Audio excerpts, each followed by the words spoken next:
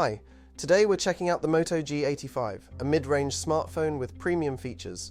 Let's see key specs. 6.7-inch Full HD Plus POLED display, 120Hz curved edges, Snapdragon 6S, up to 12GB RAM and 256GB storage, expandable up to 1TB with microSD card, 50 megapixels iOS plus 8 megapixels ultra-wide cameras, 32 megapixel selfie camera, 5000 mAh battery with 30 watts turbocharging and in-display fingerprint sensor.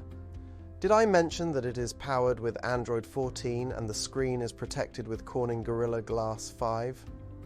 Inside the box you will find a transparent phone case, instructions, and be aware that only a USB-C type cable is included in the package, so you may need to purchase a power adapter separately. The phone is built with a plastic frame and lacks a 3.5mm headphone jack.